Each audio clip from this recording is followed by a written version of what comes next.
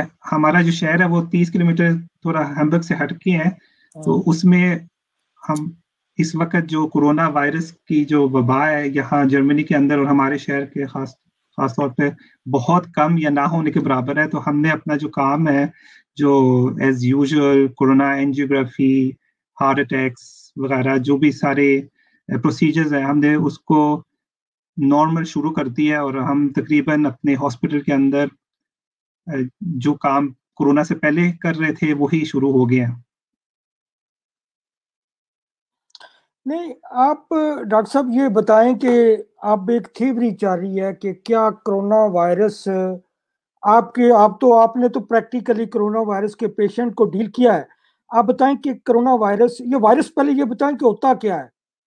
Virus basically इसका ये protein का बना होता है। इसके अंदर एक आरएनए होती है जिसके ऊपर सारा कुछ जैसे हमारे इंसानों के अंदर डीएनए है, इसके आरएनए है जो ये कोरोना वायरस है खासतौर पे। और आरएनए जो है वो प्रोटीन, उसके जरिए वो प्रोटीन बनती है और उसके जरिए वो वायरस बनता है। और वो वायरस फिर हमारे सेल्स के अंदर, लंग्स के अंदर, किडनीज के अंदर और डिफरेंट जो हमारे सेल्स है उसके अंदर जाके हमारी जो प्रोटीन्स है उसको यूज करता है और फिर अपनी आरएनए उसको रेप्लिकेट करके हमारे जो सेल्स है उसको खराब करता है, उसको डिस्ट्रॉय करता है, खास तौर पे लंग्स में। डॉक्टर साहब, ये अभी तक एक थ्योरी जारी है, हालांकि 3 लाख से ऊपर अफराद कोरोना वायरस की वजह से इस जाने फानी से रुखसत हो चुके हैं, तो अभी तक ये थ्योरी जारी है कि कोरोना वायरस बीमारी कोई नहीं। हाँ, इस सवाल के डिफरेंट पहलू हैं। एक तो बिल्कुल बात ठीक है, अभी तक लोग जो हैं वो ये, बल्कि हमारे रिश्तेदार भी है कुछ ऐसे हैं जो समझते हैं कि ये वायरस कोई ऐसी चीज ही नहीं है। अगर हो सके तो चौधरी साहब आप ऑनलाइन है, आप वो अगर पिक्चर दिखा सकें तो बहुत अच्छा हो जाएगा। मैंने सीटी स्कैन आपको भेजा था, अगर जी, वो मैं देखता हूं, आप प्लीज एक दफा वो दिखा दें तो अगर वो दिखा सके तो बहुत ही अच्छा हो जाएगा। तो 12 ये सीटी स्कैन अगर अभी नजर आएगा तो आपको देखने को मिलेगा कि जो चीज हम देखें तो उस पे हम बहुत जल्दी अमल करते हैं और उसको हमें थोड़ी आसानी रहती है कि उसको समझने की और उसको एक्सेप्ट करने की। जो चीज हम देख नहीं पाते उसमें काफी हद तक कॉन्स्पिरेसीज भी पैदा हो जाती हैं और प्रॉब्लम्स भी हो जाती हैं। तो ये सिटी स्कैन है एक 54 ईयर ओल्ड पेशेंट जो हमारे हॉस्पिटल में आया। मेनली उसको दूसरी कोई बीमारी नहीं थी, सेहतमंद था और माइल्ड सिम्टम्स के साथ वो हमारे हॉस्पिटल, हाँ शुक्रिया, माइल्ड सिम्टम्स के साथ हमारे हॉस्पिटल में आया। वो शॉर्टनेस ऑफ ब्रेथ, फीवर और कफ, ये उसके सिम्टम्स थे। तो आप इस वक्त जो देख रहे हैं ये फेफड़े हैं, राइट और लेफ्ट। मैंने मार्क की हुई हैं कुछ जगहों पे सफेद सफेद, जो आपको नजर आ रहे हैं फेफड़ों के अंदर। ये वायरस ने वहाँ फेफड़ों के अंदर जाके वहाँ डिस्ट्रॉय किया सेल्स को। तो यहाँ अब आपको नजर आ रहा है कि फ्लूइड अंदर आया हुआ है और फ्लूइड के साथ साथ जाहिर बात है जो फेफड़ों का काम है ऑक्सीजनेशन का, वो इस वक्त आप समझे कि जो सफेद एरिया है लेफ्ट साइड पे भी और राइट साइड पे भी, वो बिल्कुल ऑक्सीजनेशन के लिए बिल्कुल इस्तेमाल नहीं हो पा रहा। तो जिस्म को जो ऑक्सीजन चाहिए फेफड़ों के जरिए मिलता है, वो इन हिस्सों में नहीं, जिस्म के अंदर नहीं जा रहा। तो ये तो बिल्कुल माइल्ड सिम्टम्स वाला पेशेंट था। अगर आप इसको आगे लेके जाएं और इसकी जो बीमारी जो आगे इसको फर्दर समझे, तो हमारे जो दूसरे पेशेंट्स थे जिसमें हमने देखा, सिटी स्कैन हमने किया, तो आप समझिए जो वाइट वाइट स्पॉट्स हैं लेफ्ट और राइट साइड पे, अपर रेस्पिरेटरी जो लंग्स है उसके हिस्से में आपको नजर आ रहे हैं। आप समझिए कि ये वाइट पूरी लंग्स के अंदर वाइट ही हो जाता है। तो फिर ये वायरस 100% यकीन होना चाहिए हर एक को कि ये वायरस है, मौजूद है और ये वाकईतन प्रॉब्लम्स करता है। और इससे साथ मिलकर आपको ये भी समझ आती है या आ सकती है कि वेंटिलेटर्स की ज़रूरत क्यों पड़ती है, बाद में ऑक्सीजन की क्यों ज़रूरत पड़ती है लोगों को। तो ये तो आपको बताया कि लंग डिस्ट्रक्शन जो है वायरस वो करता है, बिल्कुल सामने नजर आ रहा है। ये तो पहली बात है। फिर दूसरी बात ये है कि लोग फिर ये कहते हैं कि यार ये वायरस जो है, ये वबा कुदरती तौर पे आई है या इसको बनाया गया है। असल में इंसानी फितरत में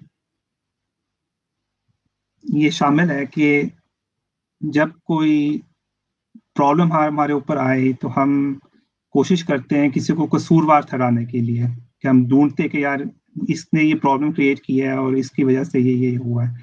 तो इस वबा की वजह से हमें मुख्तलिफ पैमानों पे मुश्किलात का सामना करना पड़ रहा है। इसमें पर्सनल प्रॉब्लम्स हैं, साइकोलॉजिकल प्रॉब्लम्स हमें बहुत ज़्यादा हो रही हैं, फिजिकल प्रॉब्लम्स जैसे आपको अभी लंग्स शो किए हैं, वो फिजिकल तौर पे आपको प्रॉब्लम्स होते हैं। उसके बाद ये सोसाइटी के ऊपर बहुत बड़ा इफेक्ट रख रहा है, इकोनॉमिकल भी और बिहेवियरल भी। तो जब आप ये सारा कुछ देखें और इस पस मंज़र को सारा कुछ आप समझिए, तो आपको ये होता है कि अगर इस सिचुएशन में कोई कॉन्स्पिरेसी थ्योरी हमें फ्लोट करने की कोशिश करें तो हम बहुत आसानी से उसको उसकी तरफ रुजू भी करते हैं और मान भी लेते हैं। लेकिन मैं आपको सिर्फ ये बताना चाहता हूँ कि इस वक्त जो फैक्ट्स हैं, जो इस वक्त रिसर्च के फैक्ट्स हैं जो पब्लिश भी हुई हैं, उसमें कि 17 मार्च 2020 में नेचर जर्नल है, बल्कि इंग्लैंड का रेनोमेटेड जर्नल है दुनिया में, उसमें ये पब्लिश हुआ है। एक क्रिश्चियन जी एंडरसन की टीम ने उन्होंने चेक किया कि जो वायरस का जीनोम जो है, जीनोम आपको बता दूं कि जीनोम बेसिकली वायरस की बुक ऑफ लाइफ होती है और जिसकी बुनियाद पे वो बनता भी है वायरस और आगे बढ़ता भी है। तो उन्होंने ये जीनोम की उन्होंने सीक्वेंस किया है और उन्होंने देखा है इस नुक्ते नज़र से कि इसमें कोई आर्टिफिशियल किस्म की चेंजिंग की गई हुई है या इसको आर्टिफिशियल किस्म की उन्होंने बनाई है। तो उनको कोई किसी किस्म का एविडेंस नहीं उनको मिला कि इसमें किसी लैब के अंदर ये बना है या किसी ने इसको कोशिश की है डेवलप करने की। पहली बात, 17 मार्च 2020 की ये आर्टिकल है, नेचर में पब्लिश हुआ। दूसरी बात यह है कि आपको भी इल्म होगा कि ये वुहान के अंदर जो पेशेंट जीरो है या जो ये वबा जो शुरू हुई है, तो वुहान चाइना के शहर है, वहाँ से ये चीज़ कहते हैं कि ये शुरू हुई है। तो उसके साथ ही कुछ दूर कुछ फासले पे एक लैब है, लेबोरेटरी है, जिसको लोग कह रहे हैं कि उसके अंदर इन्होंने ये शायद क्रिएट किया हो। उस लैब के हवाले से मैं आपको सिर्फ ये बताना चाह रहा हूँ कि वो लैब 2003 में इस्टेब्लिश हुआ था। उस वक्त एक दूसरा वायरस था SARS 2003 में, वो कुछ ममालिक में आया था, ज़्यादा एपिडेमिक, बहुत बड़ी एपिडेमिक पैंडेमिक नहीं हुई थी, लोकली कुछ इलाकों में वो फैला है। तो उसके बाद 2003 में ये लैब जो है बनाया गया है। ये एक ऑफिशियल लैब है, ये कोई सिक्योर लैब नहीं है, इसमें कोई सिक्योर चीज़ें नहीं होती। और इसको जो लैब को बनाने में और इसके जो नो हाउ है और इसमें जो फाइनेंसिंग हुई है वो यूरोप में, खासतौर पर फ्रांस ने उसमें किया है। तो ये लैब इस वक्त भी डिफरेंट, बिल्कुल ओपन लैब है, कोई सिक्योर लैब नहीं है, सिक्योरिटी उसमें कोई खास सच नहीं है। और इस वक्त भी ये जो लैब है ये पूरी दुनिया में डिफरेंट लैब के साथ काम कर रहा है और इस वक्त ओपन है।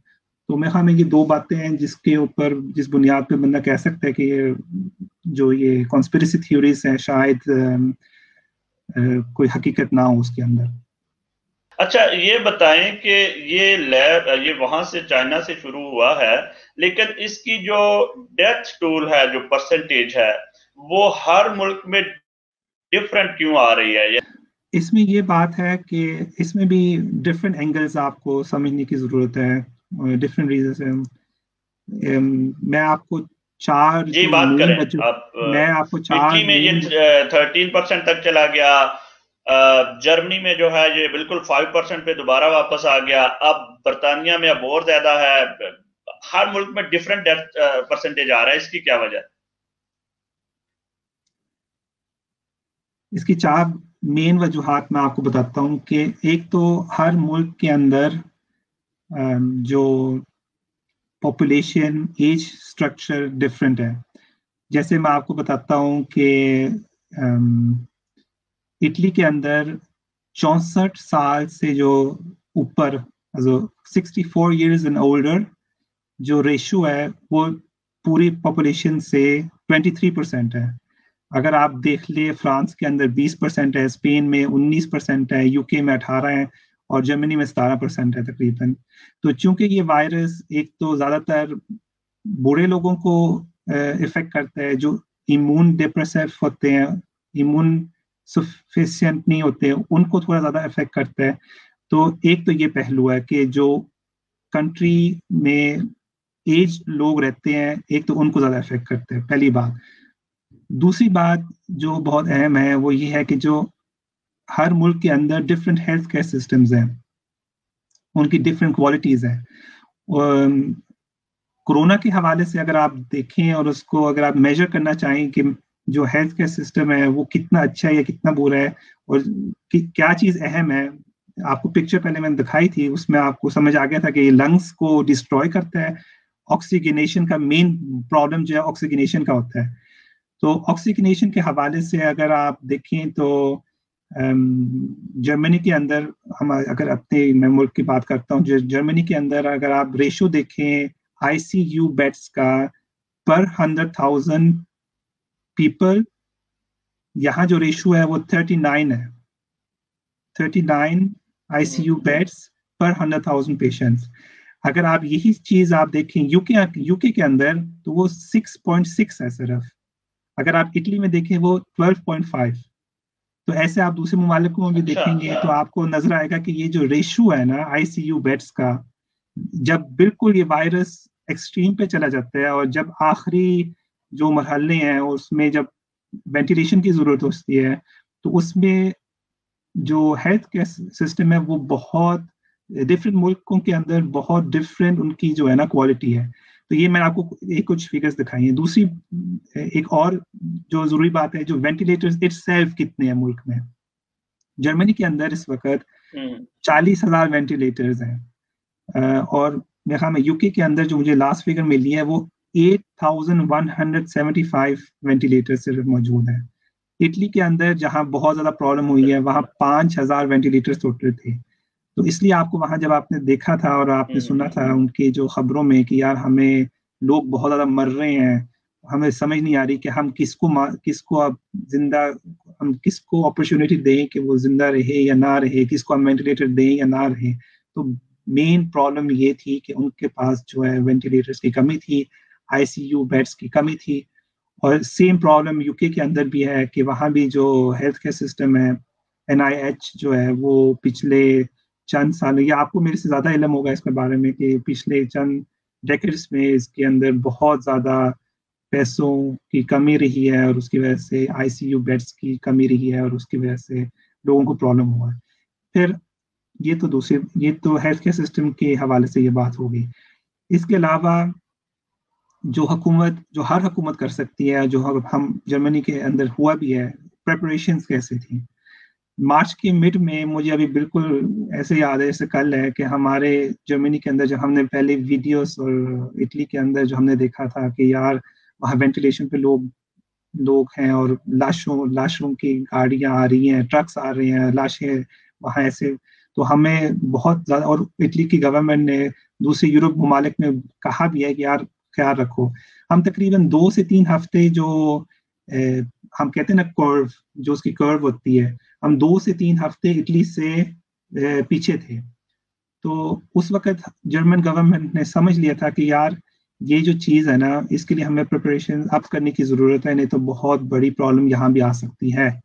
तो उस ज़िमन में हमारे अपने हॉस्पिटल की बात करता हूँ, हमारा हॉस्पिटल तकरीबन 2 लाख बंदों को 600 बेड का हॉस्पिटल है, काफ़ी बड़ा हॉस्पिटल है, और 2 लाख बंदों को हम कवर करते हैं यहाँ हमारे इलाकों में। तो हमने अपने हॉस्पिटल्स के अंदर जो अननेसेसरी इलेक्टिव जो प्रोग्राम है सर्जरी जो है वो बिल्कुल ख़त्म कर दी। जो हमारे नर्सेस थी उनको हमने ट्रेनिंग शुरू कर दी, जिनको आईसीयू की काफ़ी देर पहले उन्होंने ट्रेनिंग की होगी या जिनकी नहीं ट्रेनिंग थी उनकी हमने शुरू कर दी कि वो आईसीयू को हैंडल करना सीखें।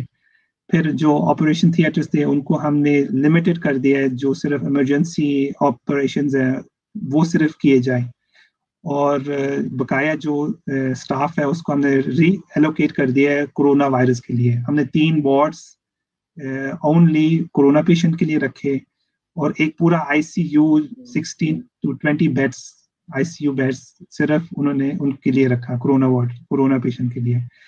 तो साथ में हमने जो यहाँ की हेल्थ मिनिस्ट्री है उसके साथ जो प्राइवेट प्रैक्टिसेस हैं, जो जिसको जनरल जीपी कहते हैं आप इंग्लैंड के अंदर, और जो हॉस्पिटल हमारा, हमने एक रोजाना एक कोर कमेटी उसकी इन लोगों के ऊपर बैठती थी और देखती थी कि इस वक्त हमें क्या प्रॉब्लम्स हैं, हम किस तरीके से इसको हैंडल कर सकते हैं, और किस तरीके से हम लोगों को आगाही दें, और किस इसको मॉनिटर कैसे हम करें। तो वो रोजाना बैठते थे और रोजाना हम देखते थे कि आज ये प्रॉब्लम्स हैं, हम इसको ऐसे सॉल्व कर सकते हैं। और हमने बिल्कुल सिस्टमेटिकली देखा कि यार जो प्रॉब्लम्स हैं इनको फेस कैसे करना है और इसको जो है किस रुख में लेके जाना है। तो प्रेपरेशंस हुकूमत की बहुत आला किस्म की थी। उन्होंने राइट टाइम पे लॉकडाउन का भी फैसला कर लिया, उन्होंने लिमिटेशंस भी कर दी, उन्होंने होम के अंदर आपके घर के अंदर क्वारंटीन भी शुरू करवा दी जो अफेक्टेड पर्सन्स थी। तो ऐसे उन्होंने जो वायरस की आउटब्रेक है उसको, जो बहुत मशहूर है फ्लैटन द कर्व, तो वो बहुत हद तक हमने उसको कर्व को फ्लैटन किया। वैसे अगर आप दूसरे तरीके से भी देख सकें तो आप ये भी कह सकते हैं कि जर्मनी के डॉक्टर सबसे बेहतर हैं दुनिया के। जी बिल्कुल सही है, बिल्कुल सही बात आपने की। जर्मनी का जो रिजल्ट है वो वाकई पूरी दुनिया के लिए हैरानकुन रहा, और इसकी वजह जो है वो आपने बता दी कि वहां के सिस्टम में जो है वो जो बेड्स का सिस्टम था, जो वेंटिलेटर का सिस्टम था, जो डॉक्टर्स का सिस्टम था, और जिस तरह आपको टाइम मिल गया तो आपने उसको अच्छे तरीके से हैंडल कर लिया। लेकिन पाकिस्तान जैसे ममालिक में तो सेहत की सहूलियात बहुत ही कम है। तो पाकिस्तान में जो है वो 50,000 हुए हैं अभी तक 3 महीनों में, और 1,000 के करीब जो है वो अमवात हुई हैं। तो क्या ये कह रहे हैं कि जो पाकिस्तान में वायरस गया है वो कमजोर है, वो उस तरह का वायरस नहीं है? आप इस हवाले से क्या कहेंगे कि पाकिस्तान के अच्छे रिजल्ट की वजह क्या है? पाकिस्तान में जो है वो उस तरह उसने अटैक क्यों नहीं किया वायरस ने, जिस तरह के इटली में किया या दूसरे ममालिक में किया? आपके सवाल के 2 हिस्से हैं। एक तो ये हिस्सा है कि आप कह रहे हैं कि वायरस वीक है या नहीं है। उसमें मैं आपको ये बताना पसंद करूंगा कि इस वक्त पिछले हफ्ते यूनिवर्सिटी कॉलेज ऑफ लंदन के अंदर एक टीम ने रिसर्च किया है कि ये जो वायरस है कोरोना वायरस SARS-CoV-2 के नाम पे, इसके अंदर उन्होंने 198 म्यूटेशंस जीनोम के अंदर उन्होंने देखे हैं। तो जाहिर बात है कि वायरस, सिर्फ ये वायरस नहीं, हर वायरस जो भी दुनिया के अंदर वायरस होता है वो हमेशा म्यूटेशन करता रहता है, अपने वक्त के साथ वो चेंज होता रहता है। तो इस वायरस में भी जो म्यूटेशंस है, जाहिर बात है 198 उन्होंने उनको मिले हैं, लेकिन सारे म्यूटेशन जो है वो इफेक्ट नहीं लाते, मसलन मोर्टेलिटी के ऊपर या इन्फेक्शियस के ऊपर। लेकिन इसका अभी रिसर्च जारी है और इस पे, लेकिन ये तो कॉमनली जो रिसर्च करने वाले लोग हैं वो इस पे रजामंद है इस बात पे कि डिफरेंट स्ट्रेन्स हैं इस वायरस के। तो जस्ट पॉसिबल कि पाकिस्तान के अंदर या इवन एक मुल्क के अंदर एक पर्सन हो सकता है कि मुझे एक वायरस लगे, कोरोना वायरस लगे, जिसकी जो इफेक्टिवनेस है वो डिफरेंट हो, मेरे बाइक को लगे वो थोड़ा और डिफरेंट हो, तो एक मुल्क के अंदर भी एक डिफरेंस हो सकता है, ये भी एक वजूहात हो सकती है। लेकिन पाकिस्तान के हवाले से मैं आपको ये अर्ज करना चाह रहा हूँ कि पाकिस्तान के अंदर अगर आप देखेंगे जो इन्फेक्शियस रेट है, जो इन्फेक्शन के रेट है, वो जाहिर बात है जितना आप टेस्ट करेंगे, जितनी आपकी टेस्ट कैपेबिलिटीज है, उसके मुताबिक आपके इन्फेक्शन के रेट बढ़ेंगे। अगर आप, मैं आपको कुछ फिगर्स आपके साथ शेयर करना चाहूँगा। पाकिस्तान के अंदर अभी पिछले हफ्ते के अंदर जो टेस्ट कैपेसिटी है वो एक दिन के अंदर असद उमर के बकौल 14,000 टेस्ट पर डे है। अगर आप इसको रिलेशन में डालें जर्मनी के साथ, जर्मनी के अंदर इस वक्त एक दिन के अंदर 1,40,000 टेस्ट हो सकते हैं, 1,40,000। पहली बात, अगर आप टोटल वॉल्यूम देखें पाकिस्तान के अंदर जो टेस्टिंग हुई है वो 4 लाख के करीब है इस वक्त, कल के फिगर्स हैं ये, 4 लाख लोग तकरीबन टेस्ट हुए हैं पूरे पाकिस्तान। 20 करोड़ अवाम के अंदर सिर्फ 4 लाख अभी टेस्ट हुए हैं। और अगर आप इसको देखें, यूएस के अंदर 11 मिलियन लोग टेस्ट हुए हैं, स्पेन के अंदर 3 मिलियन टेस्ट हुए हैं, यूके के अंदर 2.4 मिलियन टेस्ट हुए हैं इस वक्त।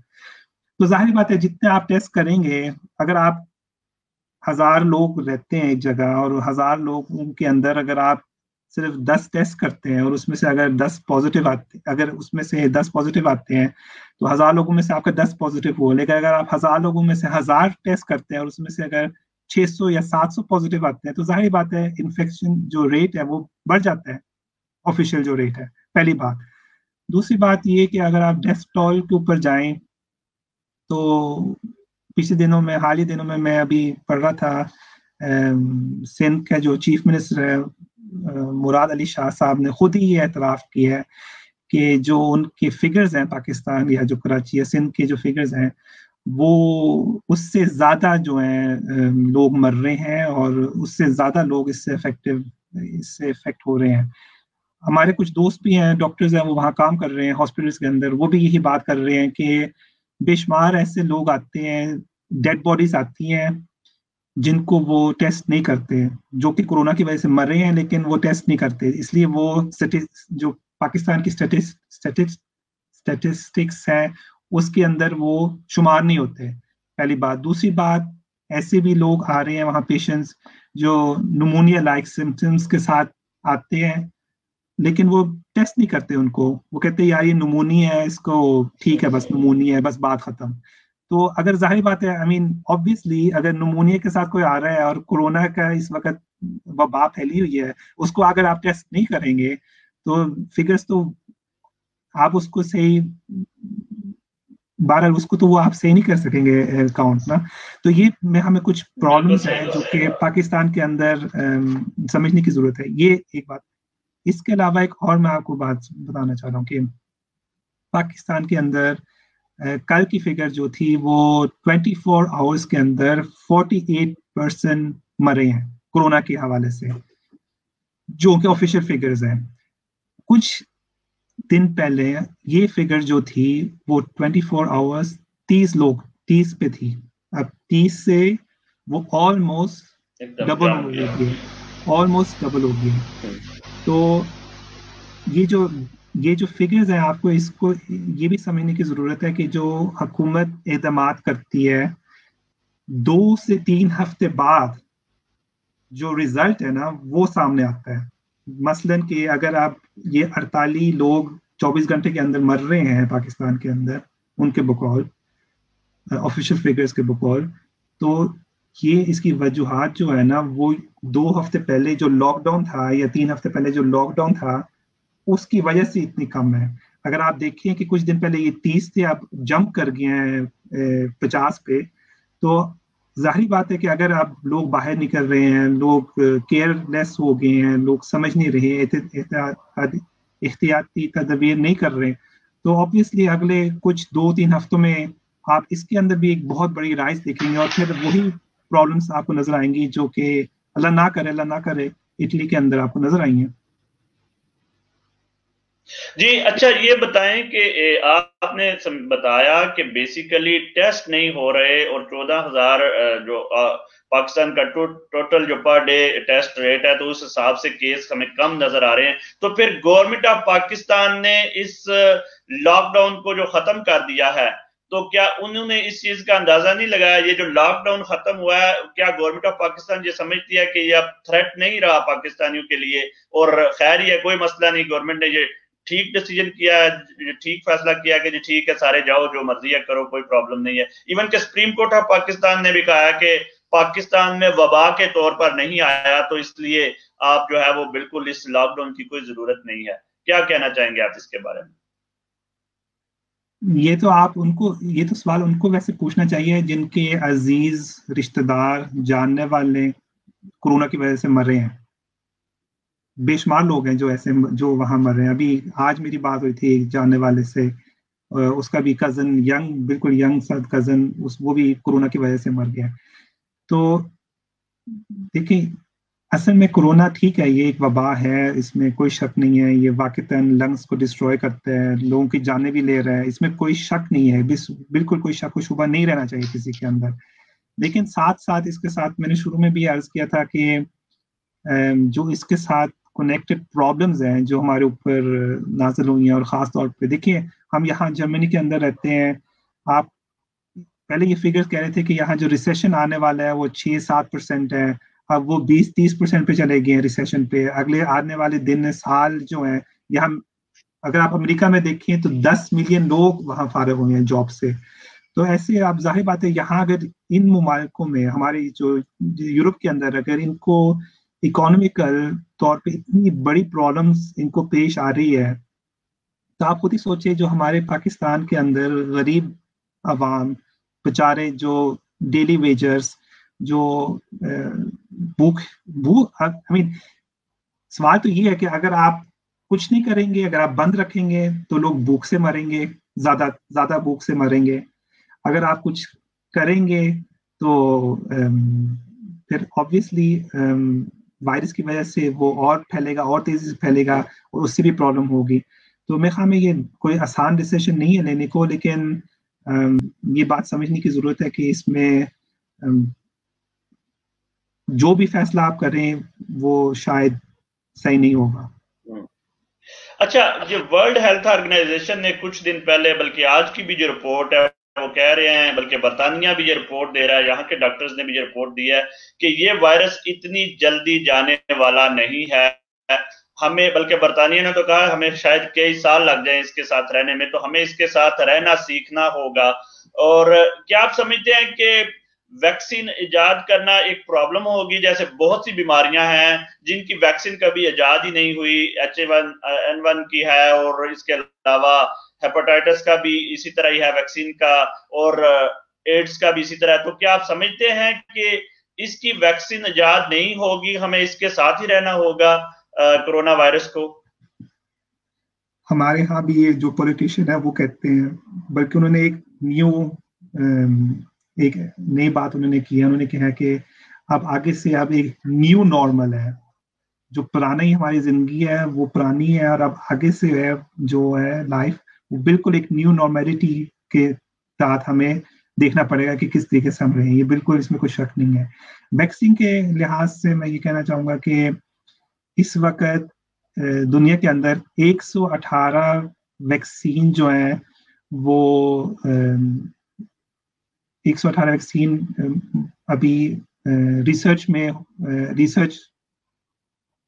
उनके ऊपर रिसर्च की जा रही है।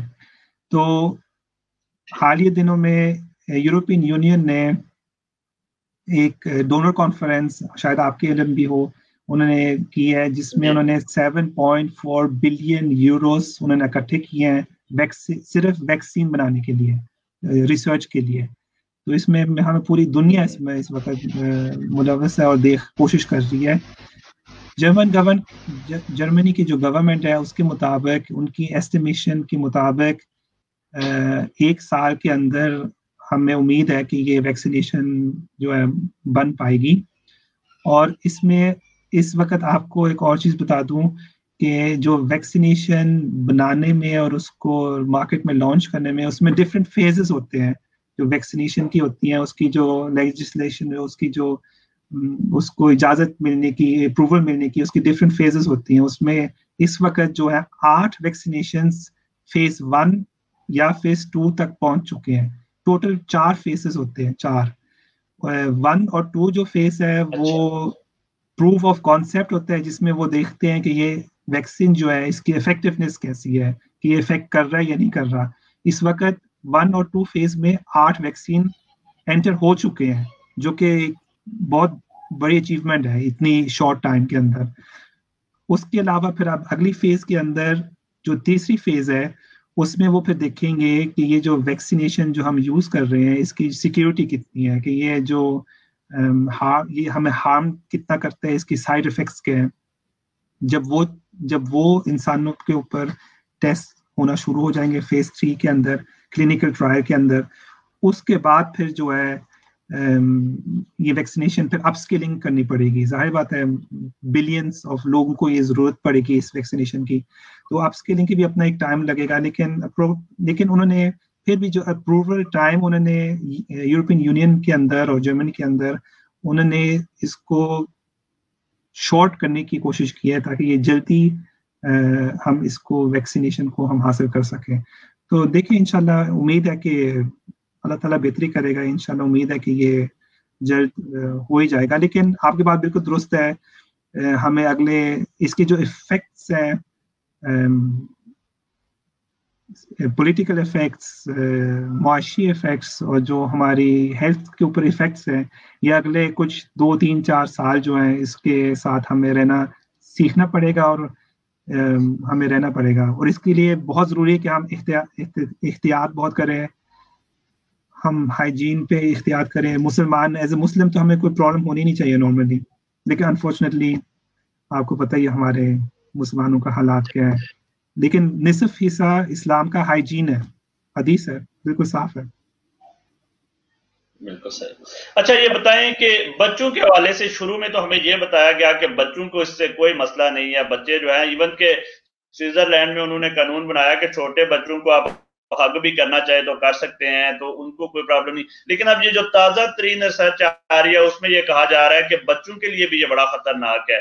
तो इस हवाले से आप क्या कहना चाहेंगे कि क्या बच्चे सेफ हैं इसके लिए, या बच्चों को भी हमें मोहतात रहना चाहिए कि ये बच्चों को भी लग सकता है? सिंपल आंसर इसका है कि इस बच्चे सेफ नहीं है, इसमें कोई शक नहीं है। जो रिसेंट रिसर्चेस हैं, चूंकि ये अभी बिल्कुल नई चीज़ है, वबा अभी बिल्कुल फ्रेश है, अभी कुछ चंद हफ्ते महीने हुई हैं, तो जाहिर बात है रिसर्च को भी अपना टाइम लगता है। लेकिन जो आप पिछले दिनों में रिसर्च आई है वो बिल्कुल शो कर रही है कि जो बच्चे हैं, देखिए शुरू में मैंने कहा कि जो वायरस है मेनली बुढ़ापे में जो लोग हैं 60-65 अबव, और दूसरा जो बीमार लोग हैं जिनको डायबिटीज है, जिनको हार्ट की डिजीज है, जिसको हाइपरटेंशन है, जिसको कैंसर है, जिसको इम्यून डिफिशियंसी है, जो सबसे अहम बात है, जिसके इम्यून सिस्टम सही नहीं काम कर रहा, इन पे ये ज़्यादातर वायरस जो है वो बहुत ज़्यादा लीथल, इसकी जो असरात हैं वो लीथल होती हैं। अगर आप सेहतमंद हैं, अगर आपको अल्लाह ताला ने कोई किसी किस्म की प्रॉब्लम नहीं की हुई, तो उन लोगों के लिए ये वायरस इतना अक्सर माइल्ड सिम्टम्स सिर्फ होते हैं और वो लीथल नहीं होते। तो बच्चों का जहाँ तक जो फिगर्स इस वक्त जो मुझे पढ़ने को मिले हैं, जो रिसर्च बता रही है, वो यही है कि बच्चे भी उतनी रेशो में इन्फेक्ट होते हैं, लेकिन चूंकि उनका इम्यून सिस्टम सही है, उनके ऊपर इतना असर नहीं होता है। वो बिल्कुल माइल्ड सिम्टम्स के साथ, अभी पिछले दिनों में वो रैश भी कभी हो सकता है, डिफरेंट सिम्टम्स होते हैं, लेकिन उनको इतनी प्रॉब्लम्स नहीं होती। लेकिन आपको हग इसलिए नहीं करना चाहिए क्योंकि वो ये भी कह रहे हैं, जो रिसर्चर्स है वो कह रहे हैं कि बच्चों के पास जो वायरस है वो अपर रेस्पिरेटरी ट्रैक्ट के अंदर रहता है, लोअर के अंदर नहीं, अपर में। और अपर की वजह से चूंकि वो गले के अंदर उसके अंदर वायरस ज्यादातर रहता है, तो उसकी वजह से जब वो बात करते हैं, छींकते हैं, तो उसकी वजह से दादा दादी जो भी उसके साथ बच्चों के साथ रहता है उनको वो इन्फेक्ट कर सकते हैं। अभी जस्ट हमें हफ्ता पहले हमारी यूनिवर्सिटी के अंदर यूनिवर्सिटी ऑफ हैम्बर्ग ने अभी शुरू किया, 5000 बच्चे वो इस वक्त स्क्रीन कर रहे हैं, जिनको वो टेस्ट कर रहे हैं, और वो देखना चाह रहे हैं कि ये जो वायरस है कितना इन्फेक्शियस है दूसरों को। क्योंकि डेनमार्क में अभी रिसेंटली एक स्टडी आई थी जो कह रही थी कि बच्चे जो है वो इन्फेक्शियस भी नहीं है, तो लेकिन अब दूसरे जो वायरोलॉजिस्ट हैं वो ये कह रहे हैं कि नहीं, ये जो डाटा है ये इसको थोड़ा सा देखना, एहतियात से देखना पड़ेगा, और जो न्यू डाटा जो अब आए हैं उसमें यही है कि बच्चे जो हैं उस पर एहतियात करने की ज़रूरत है, और ख़ास तौर पे जो इन्फेंट्स हैं, न्यू बॉर्न्स, क्योंकि न्यू बॉर्न्स के अंदर भी आपको इल्म होगा कि उनकी भी इम्यून सिस्टम जो है वो कम होता है, तो बिल्कुल सही, उसमें बहुत खतरनाक है इन्फेंट्स के लिए ना, ये चीज़ बहुत खतरनाक है। और रिपोर्ट्स के मुताबिक अगर आप देखें दुनिया के अंदर, ख़ास तौर पे इन्फेंट्स और जो बच्चे बीमार हैं, आस्थमा और दीगर बीमारियां, उनको भी वो भी इससे मरे हैं। जी, बहुत बहुत अच्छे तरीके से आपने सारी इंफॉर्मेशन दी। बल्कि आज की जो न्यूज़ थी कि साउथ अफ्रीका में एक बच्चा 2 दिन का जो है वो फौत हुआ है, तो आपने बड़े अच्छे तरीके से कोरोना वायरस को एक्सप्लेन किया। अब मैं चाहूंगा कि आप जो ये काम कर रहे हैं इस वेलफेयर के हवाले से, ये अल खिदमत फाउंडेशन, पाकिस्तान में भी किसी को फोन करें तो वो कहते हैं कि अल खिदमत फाउंडेशन बहुत काम कर रही है। सबसे पहले तो हमारे नाजरीन को ये बताएं कि अल खिदमत फाउंडेशन है क्या, और पाकिस्तान में ये क्या किरदार अदा कर रही है। अल खिदमत फाउंडेशन पाकिस्तान गालिबन तकरीबन 30 साल हो गए हैं पाकिस्तान के अंदर इसके क़याम को, और ये पिछले सदियों से ये काम इन्होंने बहुत पैमाने पे, जब भी कोई डिजास्टर आता है पाकिस्तान के अंदर तो आप देखेंगे कि सबसे आगे फ्रंट लाइन पे इनके वॉलंटियर्स होंगे। तो ये बेशुमार काम कर रहे हैं पाकिस्तान के अंदर। अभी भी इस वक्त भी जो इस वबा की वजह से, कोरोना के रिलीफ एक्टिविटीज अगर आप देखें तो अल्हम्दुलिल्लाह अभी सिर्फ ये प्राइवेट एनजीओ है, कोई गवर्नमेंट इसको सपोर्ट नहीं करती, ये प्राइवेट एनजीओ है, आप, मैं, दूसरे पाकिस्तानी भाई बहन इनको सपोर्ट करते हैं। तो इन्होंने तकरीबन पिछले 2 माह के अंदर 1.5 बिलियन रुपीस इन्होंने इकट्ठा किया और उसको इस्तेमाल किया पाकिस्तान के अंदर। और इन्होंने इस वबा के सिलसिले में 3 चीज़ें की हैं पाकिस्तान के अंदर। इन्होंने एक तो आगाही मुहिम शुरू की है पाकिस्तान के अंदर ताकि लोगों को पता लगे एहतियाती तदबीर क्या है, कैसे हमने बचना है, क्या हमने सोशल डिस्टेंसिंग करना है। एक तो ये उन्होंने बहुत बड़े पैमाने पे किया है शुरू। दूसरा उन्होंने ये किया कि उन्होंने जो सफ़ेद पोश तबका है, जो डेली वेजेस है हमारा पाकिस्तान के अंदर, जो इस वक्त भूख की वजह से, आपको पता है कि वो मांगते भी नहीं है पैसे क्योंकि उनकी सेल्फ रिस्पेक्ट है, तो उन्होंने डिस्ट्रिक्ट लेवल के सतह पे उन्होंने लिस्टें तैयार की, उन्होंने डाटा तैयार किया और उन्होंने इन लोगों तक फूड पैकेजेस एक महीने के डिस्ट्रीब्यूट किए बड़े पैमाने पे। आपको मैंने वो शेयर किया था, एक सेकंड मैं आपको फिगर्स भी बता सकता हूँ। एक तो उन्होंने ये किया, तो दूसरी बात और तीसरी बात उन्होंने क्या किया, उन्होंने जो सबसे न्यूज़ फिगर है 500,000 फूड पैकेजेस उन्होंने तकसीम किए पाकिस्तान के अंदर, चित्राल से लेके कराची तक। और तीसरी जो बात है जो उन्होंने की है बड़े पैमाने पे, उन्होंने डिसइंफेक्शन किया है मस्जिदों में, चर्च में, गुरुद्वारा में। ये भी एक बहुत अच्छा मैसेज मिला है हमारे जो नॉन मुस्लिम भाई हैं कि पाकिस्तान के अंदर ख़ासतौर पर अगर आप देखें कि हमारे जो हमसाया मुल्क हैं उसमें थोड़ा सा आजकल प्रॉब्लम्स हैं रिलीजन के नाम के ऊपर, तो ये भी एक अच्छा मैसेज गया है कि हम अल्हम्दुलिल्लाह बगैर कोई डिफरेंशिएशन के साथ, कोई सेक्ट की डिफरेंशिएशन नहीं, कोई रिलीजन की नहीं, हमने हर जगह जाके उनकी हेल्प किया और अल्हम्दुलिल्लाह उनकी बहुत अच्छे तरीके से काम हो रहा है अभी। लेकिन अगर आप देखिए 20 करोड़ अवाम में अगर आप 1.5 अरब कर भी लेते हैं तो अल्हम्दुलिल्लाह बहुत बड़ा काम है, लेकिन कुछ भी नहीं है।